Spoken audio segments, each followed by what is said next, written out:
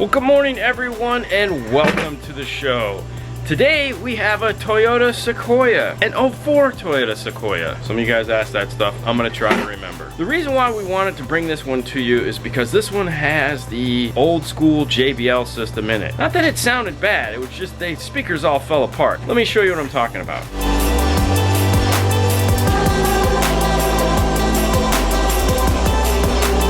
So to take the door panel off, there's a few places you're going to want to start. Normally there is a cover over this screw. You'll want to pop it out and get to it. And then over to the side here is another cover. The sail panel is going to pop off. There's a cover down low here with a screw behind it. And then on the side of the door, there's two push pins. Now these push pins, you simply have to push in the little dot in the center. But be careful, because they like to drop off and go inside the door if you're too aggressive. You want to just push it in a little 1/8 of an inch and then pull it out. And when you're done with it, just push the end, pop it back out. Just don't pop it all the way. Put it back into the door and it'll clip in flush. Now the screws are all Phillips screws. Now this guy you have to be super careful with, okay? It's very fragile. There's a clip here and a clip here. Now on the back side of it, there's also another clip. So as you get these two off, you slide it this way. Now once you get to this point here, this just unclipped. So there's just one little tab here on the bottom that holds this in place. Now this tweeters, you notice how far that sticks out, okay? So when you're going to lift this door up, if you're not careful, you will scratch this. So I do recommend just going ahead and pulling it off. And for that, you will need a 10mm. You can just hang it loose, and as you get the door panel off, it will find its place to go. Now there's just a bunch of clips in it that hold it on. Start in a corner, and just kind of work your way around.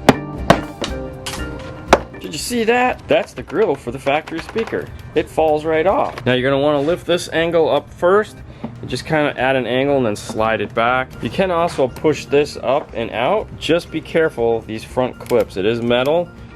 Sometimes it just, well, it's old. Let's just leave it at that. Here, I'll take it. And last but not least, you gotta unplug your little light in the bottom. So if you notice these guys right here, this is a three-way set. So even back in 2004, these cars were coming with a three-way set. This is the tweeter that sits right here. You have a nice metal tweeter, very bright, very JBL. Then you have this little 2.5-inch guy here, and you have this big 7.5-inch mid base here. And this is the problem. These, as you can see, these all were black at one point, but this all dry rots and falls off and becomes gooey, and you can just see how much it wiggles like left and right. So these things are dead, all of them. That side, the rears, the whole 9 yards. And depending on what year JBL system you got, depends on where your amplifier is at. And some of these, they had 2 amplifiers, and one of them they had 1 big amplifier. Either way, we're gonna be pulling that out and replacing all of that. And what we're gonna be replacing it with is this stuff over here. So we're gonna go with the Alpine's new ILX W650. We're gonna go with some Kenwood Exelon KFC XP 184Cs, 7-inch components, and then we're gonna go with some coaxials in the rear. Now we have 7-inch right now. We may need to switch those out for 6.5s. The model number on those is the KFC X 183Cs. And then for bass, because we need to put some bass in the car to replicate those 7-inch that he's going to be losing, we're going to go with a Rockford P300 10-inch. And that's basically the overview as far as what we're gonna do. Now, first on the list is we have to figure out what we're gonna do here. Meaning, are we going to just add our speaker into the bracket, or are we gonna make a whole new bracket? I don't know yet, so let's go ahead, we'll take a look at it, we'll figure it out. The first thing we wanna do though is go ahead and remove the speaker. So take a look at this guy. It's a 2-ohm shallow mount woofer, and in its day it was actually pretty nice. You can see the light of day there, see? Very nice. It wasn't bad. Like, I've heard these, they sound good when they're new. Now what we'll go ahead and do is, if you notice there's 4 wires here, we'll go ahead and unplug the main plug, and we'll just unscrew the whole bracket. And to do that, there's 3 10mm bolts holding it in place. And here we go. Now behind it is just a normal size, regular Toyota door. So my guess is we really don't need to retain this. I mean, I would like to get rid of it. Now the nice thing about these guys here is they come with those cool brackets. Let's open this up and I'll show you what I'm talking about. Now inside you're gonna get some cool 1-inch Tessa foam. This stuff is priceless, by the way. And you get these cool brackets here that I was just talking about. You also get some 6x9 converters. You get the 7-inch mid bass. You get some more foam for the back of the speakers. You get 2 tweeter crossovers here. You get some pigtails for the speakers. You get a bag of screws. You get 2 tweeter mounts. You get 2 tweeter brackets, universal mounts. And then of course you get 2 tweeters. Now to get this tweeter out of the cup, you simply turn it and it will come out. So here's the actual tweeter itself. There's little teeth here on the side. There's no screw in the back. It's made to snap into some form of a bracket, and then the screws would be here. All right, let's talk about this bracket for a second. This is a universal bracket, so depending on what kind of car you're putting it in, you break off the corresponding tabs. If you go full bracket, that's made for some of the newer Toyotas. Inside here in the back, you'll notice these little clips that stick out. This is for GM. It's also just a spacer. If you take all the brackets off, you get a 6.5 to 7-inch adapter ring. That's why there's all these holes inside here. And then you have the other Toyota here. There's a Chrysler in it as well. On the back of the box, they give you all the breakaways. Let's head over to the car and just fit it on and see what it looks like.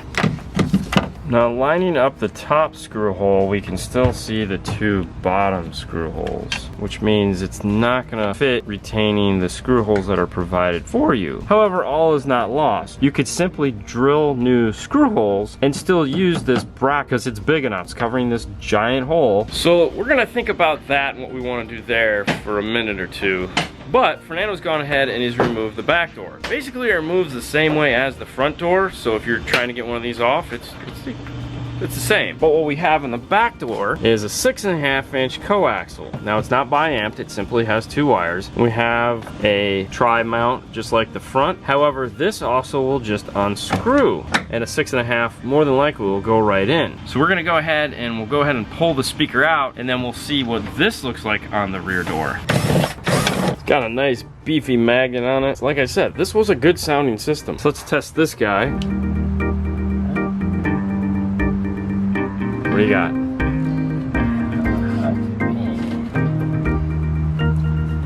Alright, so we spun this one any which way but loose, trying to see if it would fit onto this, and there again, it's really made for the newer Toyotas, not these older ones. Not the end of the world. At this point, we have to decide whether to do a 6.5 that'll bolt right into that factory mount, or do we make another mount or modify this mount in order to fit it. And we still gotta figure out the fronts. So I'm gonna ponder that for a minute. I'll be right back.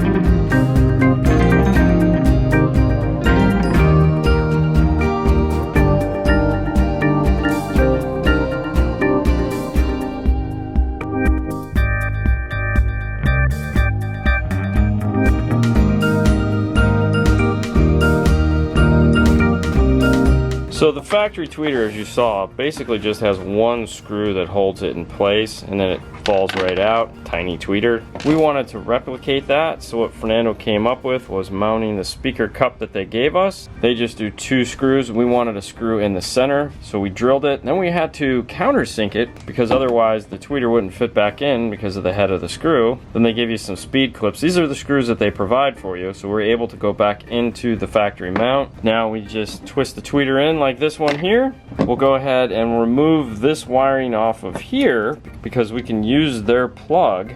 We'll add in our passive crossovers and we'll be all set. But yeah, there you go. And then we'll take a fast forward here and we'll take a look and see what this looks like in the car. Now the nice thing about the sail panel is it already has all the foam on it to help direct all that sound out into the car. And there you go. So after spending some time figuring out what we wanted to do with the doors, we actually came up with a plan. We've done this before. We have a template already made up that fits a 7-inch Kenwood, bolts right into the front door. So this will bolt right into place. We actually wrote on there Toyota JBL. So we'll go ahead and router out 2 of these and get that taken care of. And then for the rear, we're gonna do the 6.5. So for the rear, we're gonna go with the KFC X174s. The reason why we decided to do that is we need a really big spacer to get it out away from the window. The factory speaker already has the 1-inch spacer. This unscrews. We're just gonna go that way. So let's go ahead and cut some plastic and router out some adapters. So what we're gonna use to make this is a piece of 1/2 inch. Now the bracket needs to be a 1-inch bracket. So we're gonna make the back piece, and then we're gonna use their factory 1/2 inch spacer here, because there again, you can take all this off and you have a perfect 1/2 inch ring all set and ready to go. So they'll sit like this, and that's what we're gonna make. So first we've gone ahead and cut 2 matching pieces. We'll use some template tape and stick the 2 together.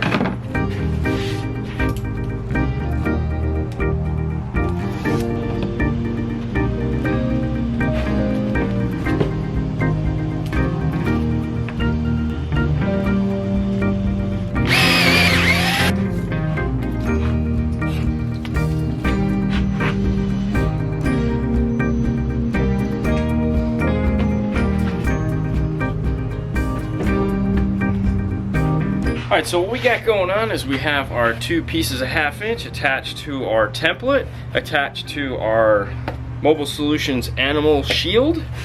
Now what we want to do is, of course, test our height on our router bit. This is a dual ball bearing spiral cut bit. We want to make sure that the bit is high enough to clear the plastic, low enough to make sure it doesn't scratch our shield, and that the bearings are riding our template. Once we've adjusted it to the right height, lock it in place.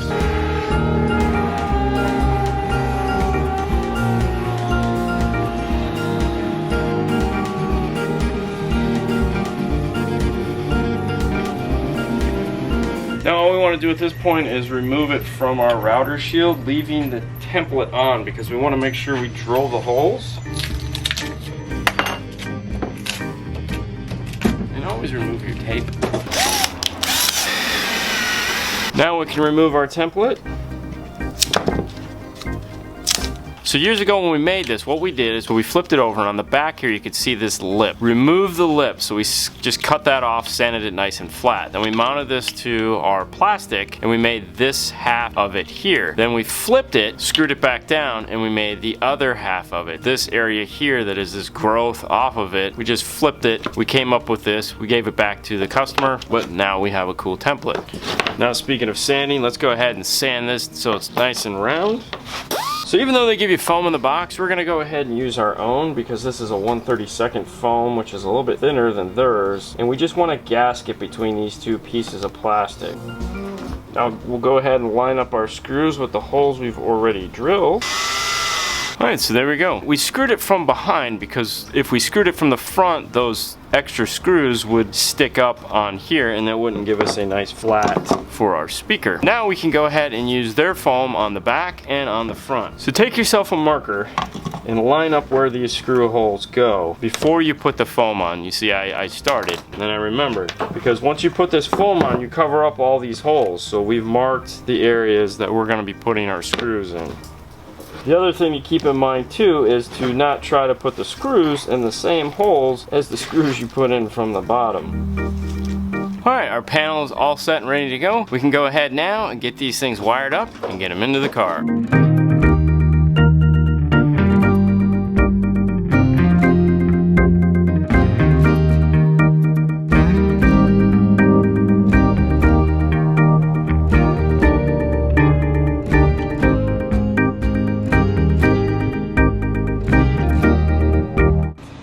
Alright, so Fernando's got the driver's door all set and ready to go. We have the tweener mounted. The crossover is here. It plugs in there. Moving down, what we did is we removed this plug. If you remember, this is the plug that was attached to the factory speaker.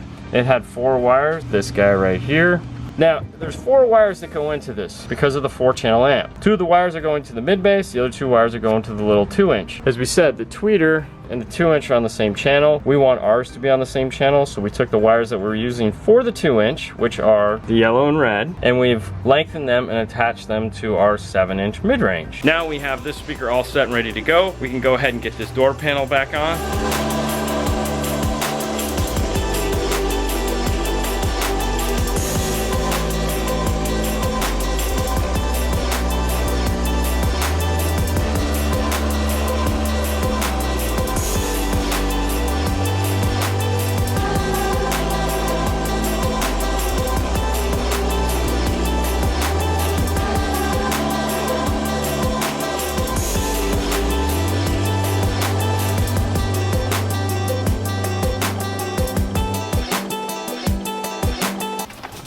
So let's go ahead and take a look and see what comes in the box with the 6.5s. You get a warranty card. Now these 6.5s do come with a grill. That's them there. Nice big tweeter. Nice size magnet. They are 4 ohm. You get some brackets. These are Chrysler brackets. And of course a little set of pigtails. Now here's the factory speaker all out. And they're very similar in magnet size. As you can see, this was no joke back in the day. This was a pretty beefy speaker. Yeah. Now it just has this terminal in here that just unplugs. It actually unplugs from both sides, which makes it nice, which means we can reattach this to our speaker, and then our speaker will just screw in place and we can plug it in. Now what we want to do is go ahead and add some foam to the back of this. This already has foam on it, and that's really about it. And we can get these in the car.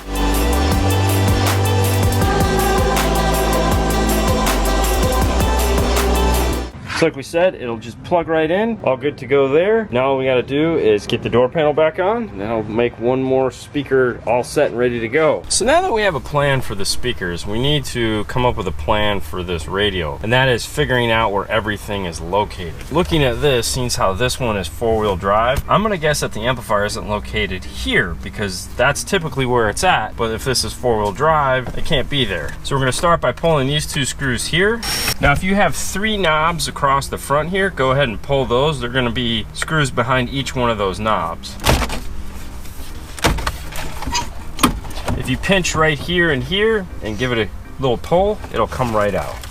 Now we want to go ahead and unplug these 4 harnesses and set this aside for right now. Now right away when you look in the dash, you're going to see one of the amplifiers. The other one is going to be located underneath this armrest, so we still have to keep going and pull this out. To do that, just lift up on the cup holder portion of it. The whole thing will come off. Remove the gear shifter for the 4-wheel drive, of course. Now to get this center console out, we are going to need a 10mm and also a Phillips screwdriver. At the base of the center console here and here are 2 little plastic clips that have a Phillips screw in the end. Just turn them counterclockwise and remove them. Be careful, they're typically very delicate. Now we have 2 10mm here at the front, 2 underneath the cup holders, and 2 more in the armrest.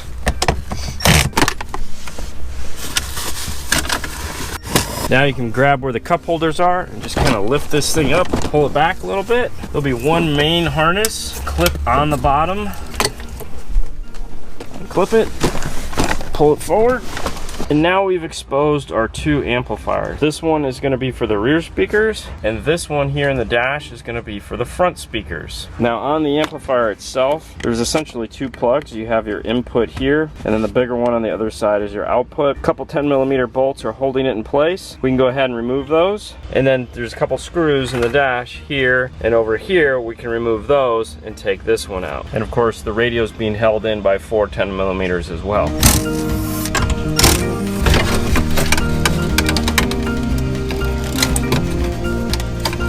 Now for right now we're done with the radio, but once it comes time to build the dash kit, we will need it again.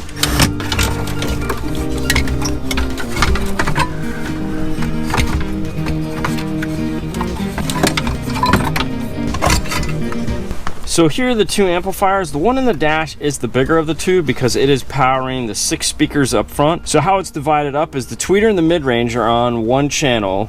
So this is a 4-channel amplifier, and then the 2 subwoofers are on 2 channels of their own. And then this is just a little 2-channel version of the amplifier for just the rear doors. There is a reverse harness that's going to allow us to not have to cut them, and it is the BHA 7712, and it'll plug right in, and we're all good to go for the most part. Like most things in car audio, there is a catch, and that catch is going to be these wire colors have nothing to do with these plugs. They're totally different. So what we need to do now is figure out where these speakers are in the car, positive, negatives, and whatnot, and then we can pull these apart and repin them so they match our car. They're actually made for a Isuzu, just happens to be the right thing. And then for the radio harness, we're just going to use the BHA 8113. It has these RCAs on it. We're not going to be using those. The only thing we want it for is power, ground, accessory, illumination, amplified antenna. That's it. We'll cut the rest of this stuff off. Everything else we're gonna run out to those other 2 harnesses that we're gonna make. Now let's go ahead and get some tools and figure out what wires what. Now before we hop back into the car and start probing everything, let's go ahead and depin these wires out of here so that as we probe them, we can plug in the right ones. To do that, we're gonna use our little Delphi tool here that's made to do that. You guys can find these on D&F Tool Drawer. All right, so if all the wires removed, let's go over to the car now with a meter and meter everything out. All right, so for metering these speaker wires, we're gonna need 2 tools to do this. The first one we're gonna need is a digital multimeter. We're gonna go ahead and set it to continuity, and then we'll come over here and we'll do this. And that's the sound we want to hear. The second tool we're going to need is a polarity tester, and this is going to allow us to test the speaker that's already in a door. Because I was doing something else, Fernando's gone ahead and got that door panel on, so we're going to use a polarity tester for that one. And we're going to do that one first, actually. So we'll come over here, grab our pink and purple, we'll stick our probe in, we hear our familiar pop, we got a positive on the mid bass, go ahead and test the tweeter. All right, so we have greens on those. Our red probe is on pink. Now the nice thing about the front is the plugs are gonna be the same. So if it's positive in the plug point there, it's gonna be positive in the plug point here. We wanna look over on our door panel, and we actually have this guy right here. This is where the tweeter plugs in. The tweeter actually has Ys built into it and is coming out and feeding down to here with this pink purple wire to feed our mid-range. If I give this a yanking, the tape will come out, and as you can see, it's just a loop. And this side, the green and blue come into this and then come out and go down to the mid-range. Now over here in our dash, we also have green and blue. So let's make sure this green and blue and that green and blue are the same. For that, we're going to use continuity from our digital multimeter. And they are the same.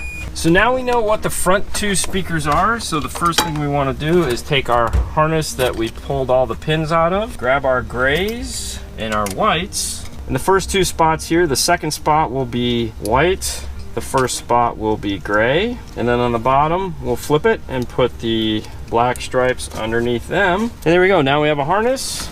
We can come back into here. We can grab our continuity tester just to make popping noise so we can hear the front doors make sound. Popping noise. Now we're going to repeat the process that we just did here on the rear speakers, but since the door panels are still off, we'll just do continuity between them, just like we did on the front. So after doing some testing, what we've come up with is that they're in the same location. This harness, which we made for the front, is identical, which we kind of figured it would be, to the rear, but always check. So the grays are on the outside here, the purples are on the outside here, the greens, and then the whites. What we need to do is lengthen these. This one underneath here needs to be about 5 feet long. I like to go a little long because I can always cut it. This one only needs about 12 inches longer. Let's head over to the bench and we'll get all these harnesses soldered up. So we went ahead and twisted up some purple and green. Now we'll go ahead and get it attached to our harness.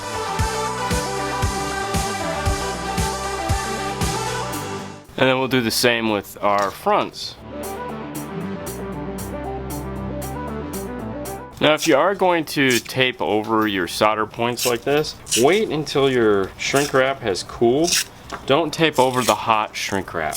Now for radio, as we said, we're going with the ILX W650. Go ahead and grab that out. Now if you've never seen a W650, it's this little guy right here. Short chassis, 7-inch or 6.95-inch, capacitive touch. Really nice. It ought to be interesting trying to mount it into the kit, but we just need this harness for right now. Now, if you ever notice on an Alpine, they have a bigger power wire and ground, and the reason why they have that is because they make the amplifier, the 455A, which is a plug-and-play amplifier, so they put a bigger power wire on it, just assuming that everyone's going to buy that amplifier. It isn't a bad idea. Now what we want to do is go ahead and solder on our like colors for speaker wire.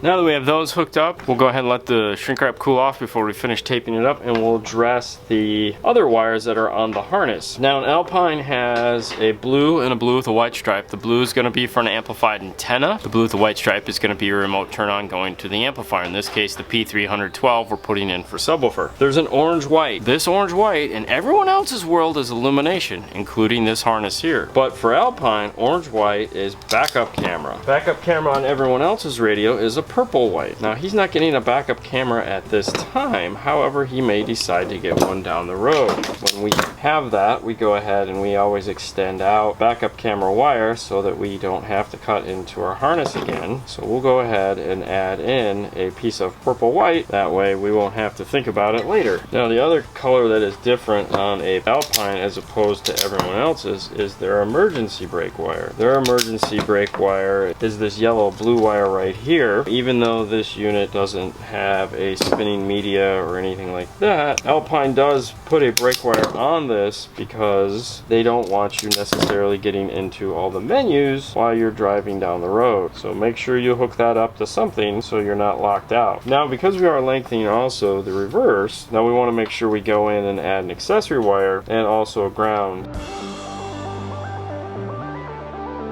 Now this Alpine does not have an illumination control because they're using that wire for reverse. So we'll just go ahead and cap off our car side's illumination control. Now that we have all our wires soldered up, we'll go ahead and tape everything up. Alright, our harness is all set and ready to go. We have our rear plug here, our front plug here, our behind the radio goes here, our radio harness is here. We have our remote turn on, our reverse trigger, and a power and ground for a camera if he ever decides to add one.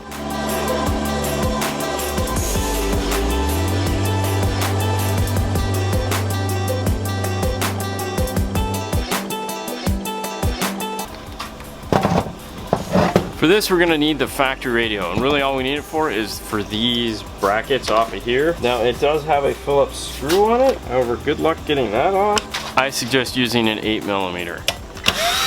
Now, the nice thing in this case is these are the fine threaded screws, which is what the Alpine is going to need. And they are marked left and right. And we're done with this.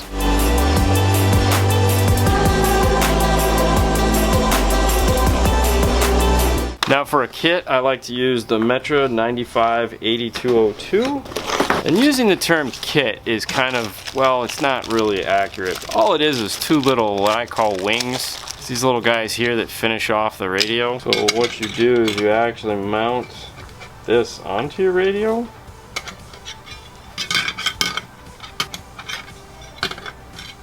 So most radios have little nipples because there's little tiny nipples. You see them kind of sticking up there. And there should be nipples in this, but this doesn't have the nipples. So that means we're gonna have to sand these down. And you really only gotta worry about the front two because the rear two, well, they don't even go on the radio. Now on the kit, you'll notice this line right here. That's so that you can cut this other side off. So now they just stack on top of one another just like this. Kind of put one finger there to hold it in place. Now for putting these screws back in, of course you can use the Phillips side. It's just getting them out is the hard part. And that's basically it. So we have the radio mounted. Now what I like to do all the time, anytime I do a Toyota, is go ahead and test fit it, because what I've found is sometimes the depth is wrong. Don't just assume that since this was so fun and easy that it's going to be magically in work. Test it. So one of the parts of the install we haven't spent any time talking about is the P310, other than to say we are putting one in. And I apologize for that, but we we're pressed for time, and we thought talking about the amplifiers and stuff like that was a bit more important. But I will show you what we're doing real quick. So naturally, he keeps a ton of stuff in the back of his car. So what we like to do when we put one of these in is we make this umbilical cord here. On the P300s, they have a main power, they have a bass knob, and then they have the RCA or line level input here. And we've made this one about 4 feet long, so that if he decides to put the back seat in, which he probably never will, but if he does, it's there. And also, he's got all this stuff. So if he needs to go on a trip and he needs to remove it all, this can come out if he needs to. On the end where this all plugs in, there's a row of dip switches across the top. The first one on the right says remote, DC offset, and audio. This has to do with the remote turn on. In this case, we are using an aftermarket radio, so we're going to leave it for remote. If you were going to do high level, you could do DC offset or audio. And what that'll do is use signal sense to turn on the unit. Next is your high level, low level switch. We're gonna be using RCAs, so that's low level. And then phase, 0 or 180 degrees. Now, we'll go ahead and plug in our power, our signal, and our bass knob. So these are easily removable if he needs to get them out. Along this side, you have your gain, your crossover point, which is 50 and 200. We're gonna set it to 80, and a bass boost if you feel you need it. Now this is just going to go here like this with the rest of his stuff. Now, one other thing to mention about these Sequoias or their comparable pickup trucks is the floor sills, the things that go right here. They have screws that come out and then have to go back in, and it uses these little crappy things right here. The idea is, as you put the screw in, it fattens these out and it locks them in place. The problem is they stay open like this, and then when you pull them out and try to put them back in, you're gonna break them. So what you want to do is grab yourself a pair of pliers or duckbill needle nose, whatever you got, and you want to take them, go about 1/8 inch down from here, and just squeeze them. Okay, and squeeze them hard. And what that's gonna do is that's gonna push that plastic back together again so that it'll go back into place and you won't break these tabs off, because they're super easy to break off. And you want to do it on both the front and the rear. Now you can see much thinner together as opposed to wide like this. This is definitely just going to break one of them off. Now the bad thing is if you do break one of them off, it's tough because there's a hole underneath there. So then you got to fill the hole with something so you can screw it. It's a pain. Do that trick. Save yourself the headache. All right, so what we have left to do at this point is finish running the wire. For that, I have to get in the rest of the wiring for the radio. I've got my cool little knockout here that I'm going to put the USB in. Fernando's got a fuse holder he needs to mount. Let's go ahead and start working on this, and then we'll see where this goes. Now for the flush mount USB, we like to use the USB DMA1. And we like to refer to it as the nickel. So if you ever hear us say we need to put in a nickel, that's what we're talking about, because the head is about the size of a nickel. The hole on the back side, however, is exactly the size of this particular uni-bit, which is 3/4 of an inch. So what we want to do is drill this thing all the way through. Now looking at the back side of this has this centerpiece here and also some letters in there which indicate where the center is. So I'm going to take my awl and just push through, and that will mark the center for me. So now I can go ahead and drill my hole. Now I drilled all the way through, nice and easy. The other thing the nickel has is this little line right here. This is so that it can go in and it doesn't twist. So we need to go ahead and drill that into our piece. And for that, we'll just use a roto zip. And it's just a little notch, not much, not like a 1/16 of an inch. That's all it needs. Don't go crazy. Now the only other thing is this middle divider here that we used as a straight edge is kind of in the way. So we're gonna use our flush cutters to remove what's left of it. All right, so now we can go ahead and slide our little guy in, give it a push. Just hear a little snap like you heard, and there we go.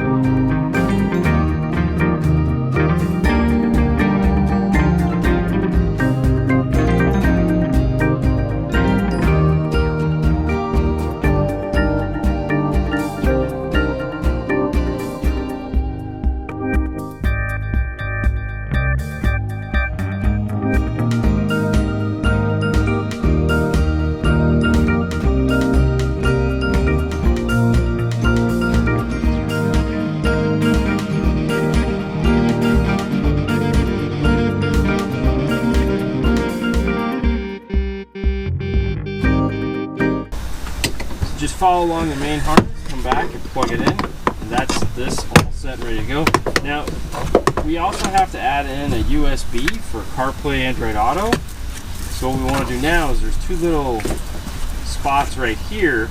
We want to just run our USB from the Alpine to that. But before we do that, we're going to go ahead and put some lube over this so that it doesn't get cut up, just like the factory wiring has lube over it.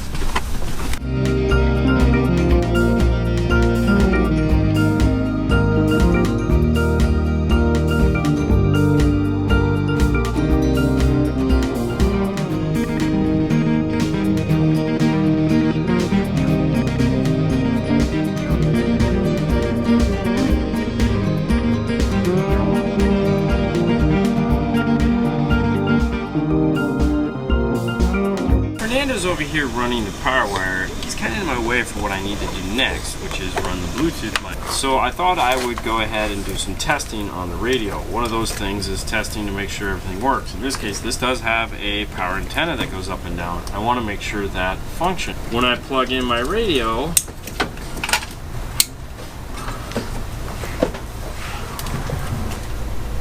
FM comes on, my power antenna doesn't go up. Now, this didn't have a separate wire for the power antenna in it, so that's leading me to believe that there might be a wire that's not pinned in that harness there, which kind of sucks. So we'll go ahead and unplug our Alpine, and we'll go ahead and plug the factory back in to make sure that, in fact, the power antenna works first. Get it on. And our power antenna is coming up. So that's telling me that there's a different wire for the power antenna. So we have our digital multimeter. We've set it for DC, which is the line with the dots underneath it. We're gonna go ahead and put one probe to ground, which the chassis of the radio is a ground. And now what we want to do is figure out which one of these wires is turning on and off with the radio. Now, this is the way our plug goes in. And the wire that they have pinned, which is the amplifier turn on, which we were hoping was also the power antenna, is on the other side, the car side, not this outside here, and it is pin 3. And there's nothing next to that, but there are two pins up here on the top that aren't going to anything in this harness. So we'll test the first one. And our voltage is nothing. Touch the second one, and we get 12 volts. Now we'll go ahead and turn off the radio, and we lose power, and the antenna goes down. So what that's telling me is that this blue striped wire, which I really can't tell what the first color is, it might be whitish, is going to be a power antenna. So what we want to do now is go ahead and unpin this blue white here that we have that would have been the amplifier turn on, but since we're not using it for amplifier turn on, we're going to go ahead and pull this out and move it up one into the power antenna location.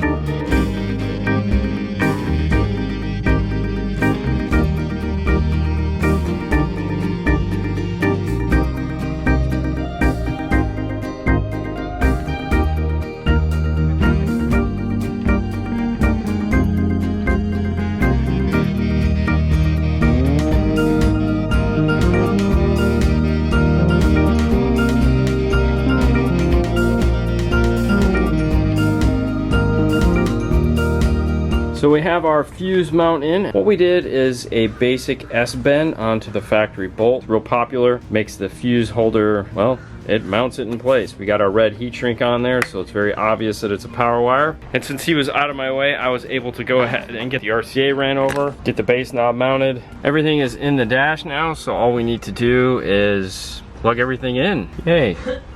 So let's hop in the car and do that.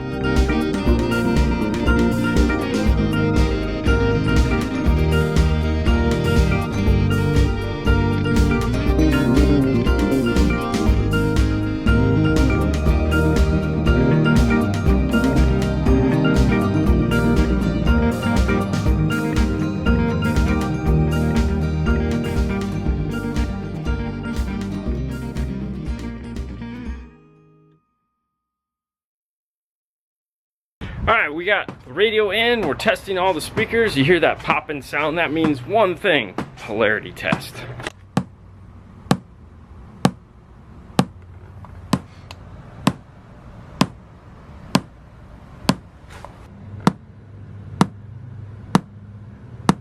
All right, I'd already done the other side before we started filming. We're all good to go, which means now, well, now we just gotta take a listen. The only crossovers we have to worry about are the ones in the radio. There's no gains to really worry about setting that much of because, well, on the P300, honestly, you should keep the gain turned all the way down. It's super sensitive.